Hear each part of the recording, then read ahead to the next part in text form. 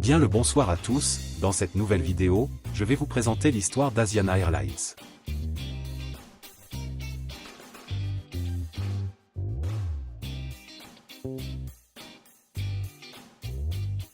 Cette compagnie aérienne a vu le jour le 17 février 1988. Quelques mois plus tard, le 10 décembre de la même année, elle a réceptionné son tout premier appareil, un Boeing 737-400, marquant ainsi le début de ses opérations. À peine 13 jours après cette livraison, Asiana a effectué son vol inaugural, reliant Séoul à Busan, posant ainsi les bases de son expansion future.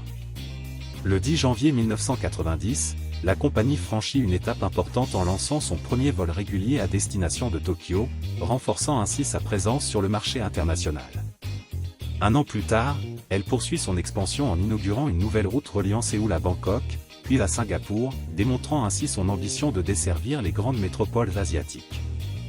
Le 15 novembre 1991 marque une avancée majeure dans son développement, avec le lancement de son tout premier vol vers les États-Unis, à destination de Los Angeles, symbole de son essor sur le marché intercontinental.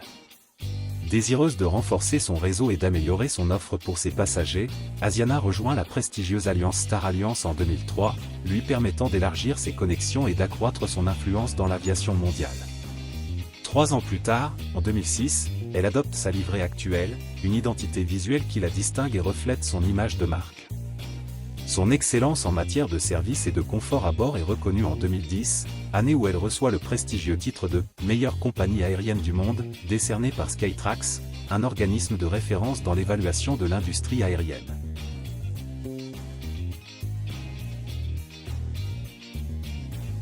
Sa flotte est composée en majorité d'Airbus.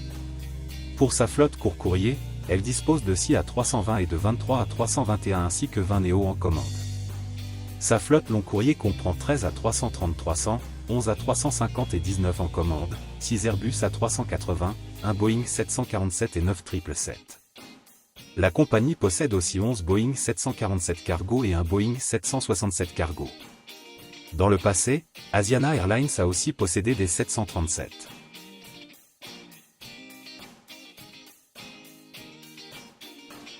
L'aéroport d'Incheon est le 10e plus grand d'Asie, juste derrière celui de Kuala Lumpur. Il a été édifié sur un terrain artificiel situé entre deux îles de la mer Jaune. Pour faciliter l'accès, un train le relie directement à la ville, tandis qu'une autoroute permet de rejoindre le continent en voiture. L'aéroport est structuré sur 4 niveaux, le rez-de-chaussée est dédié aux arrivées, le premier étage abrite un centre d'affaires, le deuxième est réservé au départ, et le troisième accueille divers restaurants ainsi qu'un hôtel. Les voyageurs peuvent également profiter de services gratuits tels que des douches et des ordinateurs connectés au Wi-Fi. Sa construction a débuté en 1992 dans le but de remplacer l'aéroport de Gimpo, et il a ouvert ses portes aux passagers en 2001.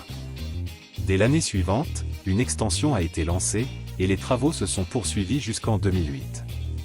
Aujourd'hui, l'aéroport d'Incheon dispose de 4 pistes, contribuant à son rôle majeur dans le transport aérien international.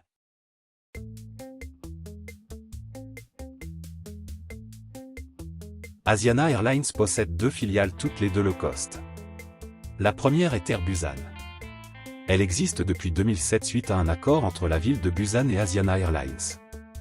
En 2008, elle passe commande de 5 Boeing 737 et elle obtient sa licence en juin de la même année. Sa flotte est composée de 5 Airbus A320 et de 15 A321 dont 4 Neo et de 4 A321 LR. La deuxième filiale est Air Séoul. Cette compagnie est plus jeune car elle a été fondée en 2015. Elle lance ses vols vers le Japon en 2016 avec ses routes internationales. Cette compagnie dessert 20 destinations dans 10 pays. Cette compagnie ne possède que des Airbus A321.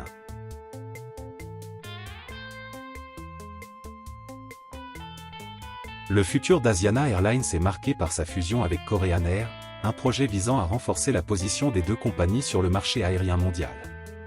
Cette fusion, qui devrait être finalisée d'ici 2025, entraînera l'intégration progressive d'Asiana au sein de Korean Air, avec une harmonisation des flottes et des services. Alors que certains avions d'Asiana, comme l'Airbus A380, pourraient être retirés, la compagnie bénéficiera de la modernisation de la flotte de Korean Air, notamment avec des Boeing 787 et 777X. Cette fusion permettra aussi de renforcer les liaisons internationales et d'optimiser les coûts d'exploitation. Merci d'avoir regardé cette vidéo, à plus.